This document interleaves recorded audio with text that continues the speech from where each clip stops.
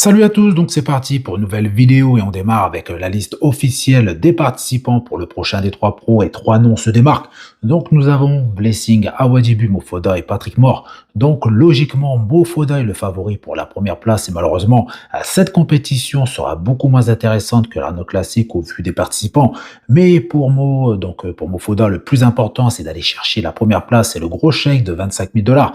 Donc, de façon honnête, hormis Leandro Perez, je ne vois pas Blessing ni Patrick aller chercher Mofoda. Donc, pour moi, Mo et Leandro seront très certainement les finalistes. Ensuite, Blessing et peut-être Ron Gordon qui fait son retour, donc superbe ligne, mais avec un physique plus volumineux, mais il manque encore de cuisses. Pour finir, Nathan Helper, qui fait sa deuxième saison en Open, qui revient également meilleur. Il a pris en considération les critiques constructives, donc nous verrons si ces 1 an et demi sans compétition auront suffi pour afficher un physique plus compétitif. Donc je viens de parler de la liste officielle des participants pour le D3 Pro, et bien voici la dernière photo qui a été publiée par Blessing en confirmant sa participation au D3 Pro. Donc Blessing, comme je viens de vous le dire, sera en compagnie de Mo et de Patrick Moore. Donc Mo est pour moi le favori, donc physique énorme, et lors de ma dernière vidéo, je n'ai pas trop parlé de certains athlètes, mais Mo aurait dû passer devant Raphaël Brandao, qui depuis des années, je trouve, ne progresse plus, malgré des updates très impressionnantes, mais sur scène, le rendu est très différent.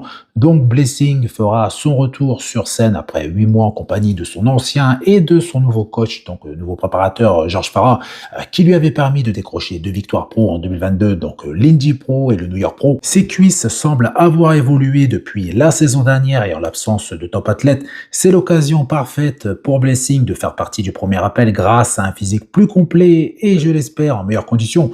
Mo, lui, est déjà prêt et très confiant. Il va afficher son meilleur physique, ce qui promet une belle compétition. Ensuite, on a vu Urs Kalsinski en compagnie de Liprist, qui lui a même donné ses secrets pour l'entraînement des bras, qui, justement, Urs en aura besoin pour confirmer cette saison en Open.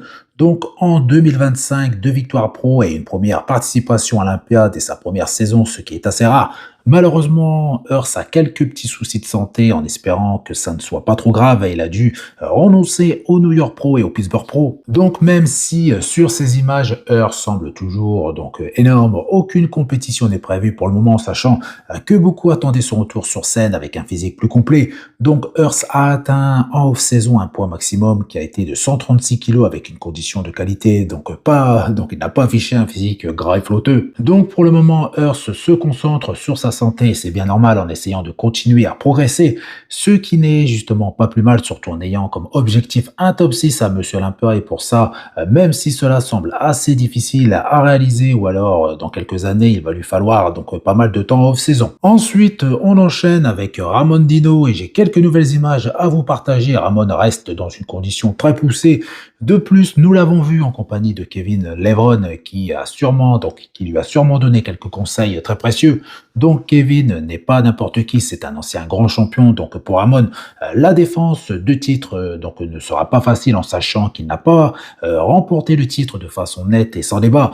Le top 3 a été très serré, il le sera encore en 2026 avec Mike Summerfield, Terence Ruffin et très certainement Wesley. Donc Ramon est focalisé sur son objectif, donc conserver son titre, mais il va devoir essayer d'améliorer son physique sans dépasser la limite de poids, tout comme Wesley.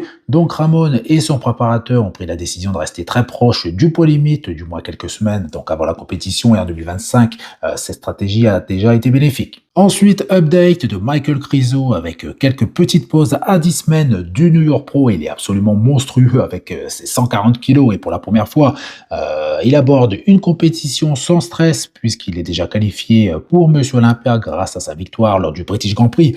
Krizo fera donc son retour à Monsieur Olympia après 3 ans d'absence avec comme objectif un top 6, mais avant ça, il va devoir faire ses preuves face à Nick Walker s'il participe à cette compétition, ce que j'espère.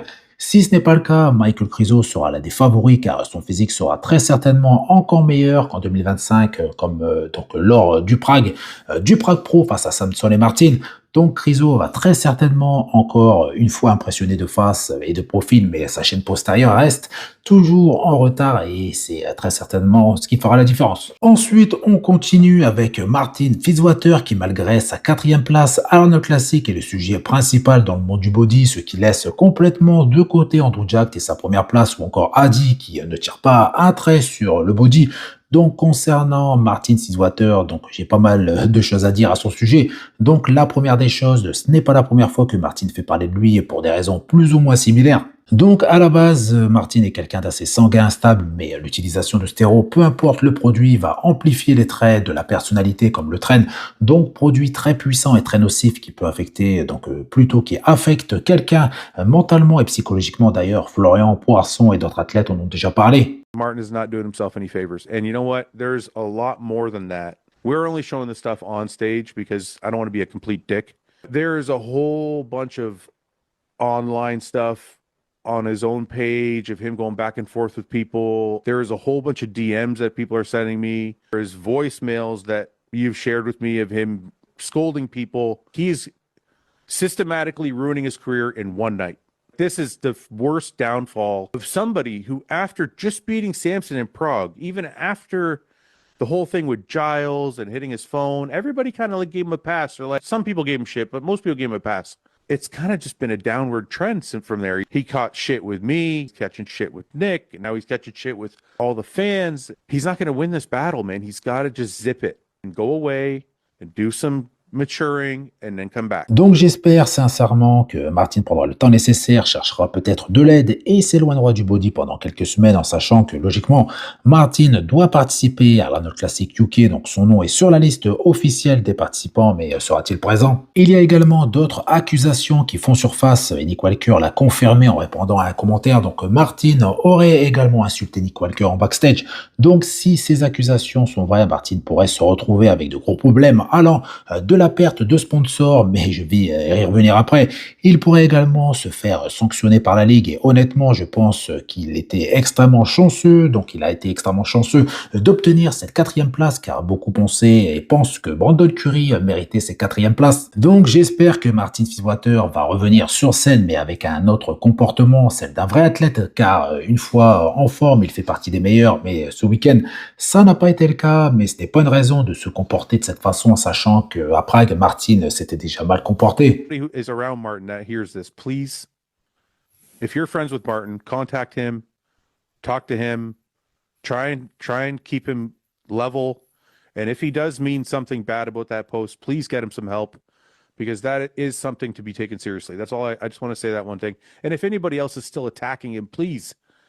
He's already had his sponsors ripped away from him. Like, just it's kind of like now it seems like it's for sport now, right? It just seems like it's a game almost. So I don't know. I think the bodybuilding community as a whole needs to kind of,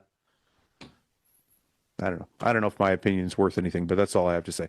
Donc depuis l'Arnold Classic, beaucoup de choses se sont passées concernant Martin Fitzwater qui a été lâché par tous ses sponsors et le plus grand d'entre eux étant Raw Nutrition, la marque de Chris Bumstead. Mais au-delà de tout ça, les messages d'adieu que Martin a postés sur ses réseaux sociaux étaient l'élément le plus inquiétant dans ce scénario qui a été, on peut le dire, catastrophique. C'est que beaucoup de personnes pensent que le fait qu'il quitte le body est une très bonne chose. Et la dure réalité des réseaux sociaux, c'est que certains fans célèbrent ça et en même temps, donc ça ne me choque pas vu ce que l'on voit chaque jour donc sur les réseaux. J'ai vu également des messages assez hardcore un peu partout, mais comment peut-on se réjouir justement de la chute d'un athlète de son niveau? Après, bien évidemment, Martin n'est pas excusable, mais ceux qui pensent que Martin, si Martin est vraiment, met vraiment un terme à sa carrière aussi jeune, c'est une bonne chose. Donc non, je ne suis pas d'accord.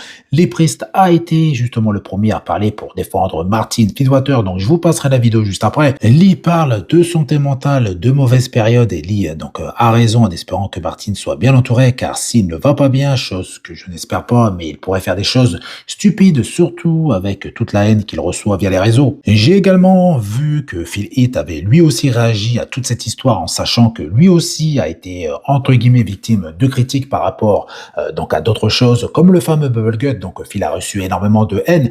Donc ce qui a marqué ce week-end, cette édition de 2026, ce n'est pas la victoire de Andrew, le retour fracassant de Nick ou de Wesley, mais plutôt les choses assez négatives. Beaucoup de personnes ont également interrogé Brett Wilkin, donc comme vous le savez, si vous ne le savez pas, il est très proche de Martin Sweetwater.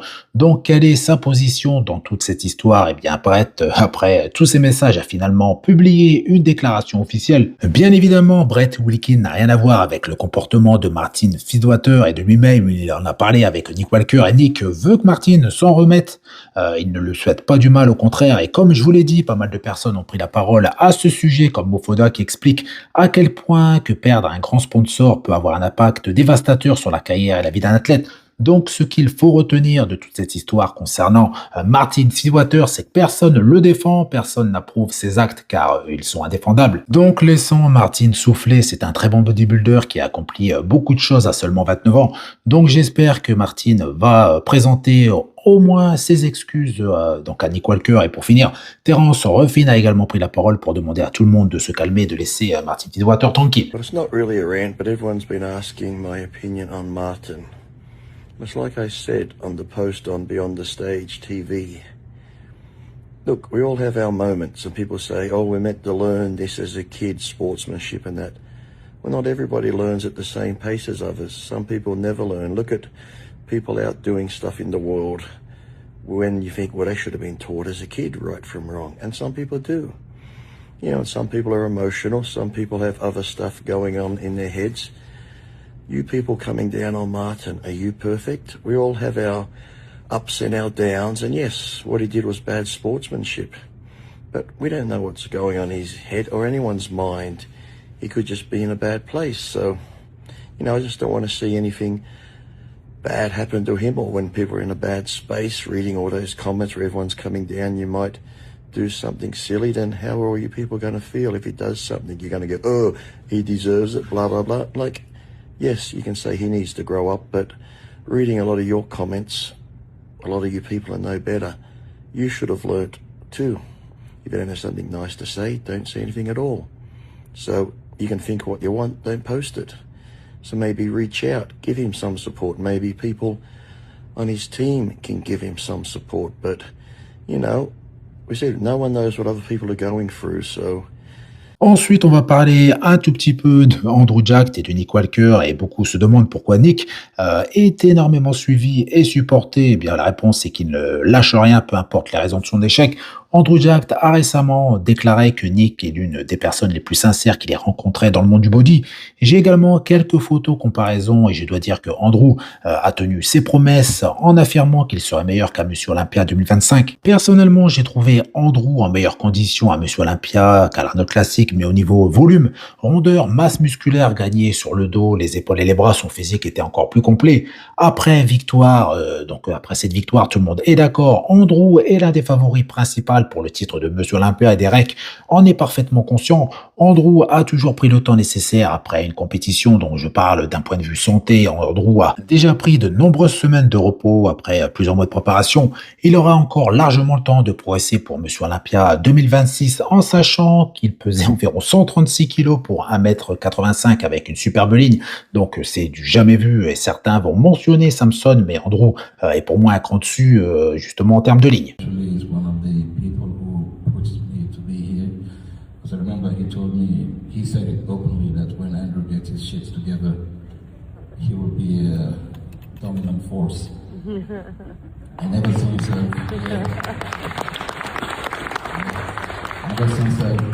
anytime I'm on the stage with Nick, he's always filled with positivity and the rest of it. So he gave me that push.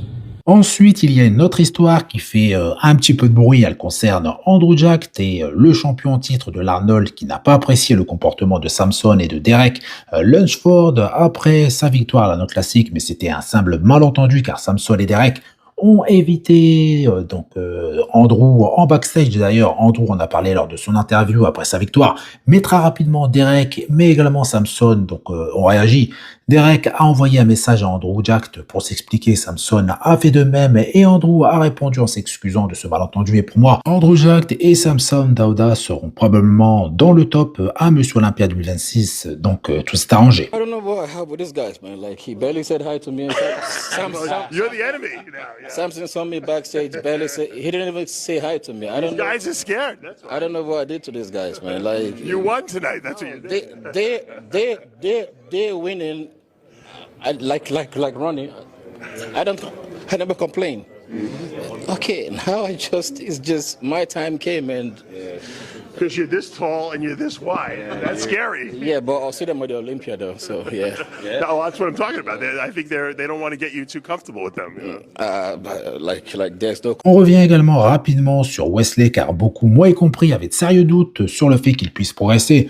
Donc Wesley est maintenant double champion de l'Arnold Classic grâce à donc on peut le dire, transformation car elle a ajouté pas mal de masse musculaire à ses cuisses, donc son plus gros point faible, mais avec une condition presque, voire aussi bonne qu'en 2024. Donc physique plus complet, une ligne améliorée sans oublier un haut du corps plus volumineux.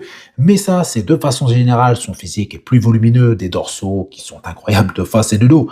Victoire sans débat possible et il a écrasé la concurrence en sachant que, d'ailleurs, j'étais plus que surpris quand j'ai vu cette info. Donc Wesley pesait plutôt, donc au moment de la pesée, environ 119 kilos, ce qui lui laisse encore, si les calculs sont bons, entre 2 à 3 kilos avant d'atteindre la limite de poids, ce qui laisse entre guillemets rêveur. Donc à quoi va ressembler Wesley avec 2 voire 3 kilos supplémentaires? D'ailleurs, Wesley comme Nick Walker sont déjà à la salle car Wesley participera au D3 Pro qui aura lieu dans une semaine. Donc Wesley a aussi confirmé sa participation à l'Arnold Classic UK prévue dans 3 semaines où il va affronter Mike Summerfield s'il n'y a aucun problème de poids le jour de la pesée. Et Mike a d'ailleurs posté une comparaison et qu'il a hâte de remonter sur scène pour montrer les progrès réalisés. Donc dans une semaine, même moins car nous sommes mardi, donc je ne sais pas quel jour vous allez regarder cette vidéo, mais nous sommes assez proches de la compétition. Ce qui veut dire que le D3 Pro va arriver très rapidement et hormis Wesley, je n'ai justement pas vu d'autres athlètes. Et on finit avec une bonne nouvelle, donc avant de parler de ça, petite parenthèse, car certains commentent les vidéos sans les regarder, donc regardez la totalité de la vidéo avant de lâcher des idioties dans les commentaires, mais dans l'ensemble, vous êtes au top, continuez à me donner donc votre avis en commentaire, merci d'avance. Donc je vais répéter, donc l'équipe de Hadi Choopan a démenti toutes les rumeurs selon lesquelles il aurait décidé de prendre sa retraite du body. Et pour preuve, Hadi est officiellement annoncé pour le prochain Arnold Classic UK, chose qui était loin d'être fait car son équipe avait laissé entendre qu'il avait besoin de temps pour réfléchir. Donc excellente nouvelle car qui ne veut pas une revanche entre Hadi et Andrew Jack en sachant que ce show sera très important pour Hadi car s'il perd contre Andrew, donc 2 fois en 3 semaines, Andrew risque de faire entre guillemets oublier Hadi.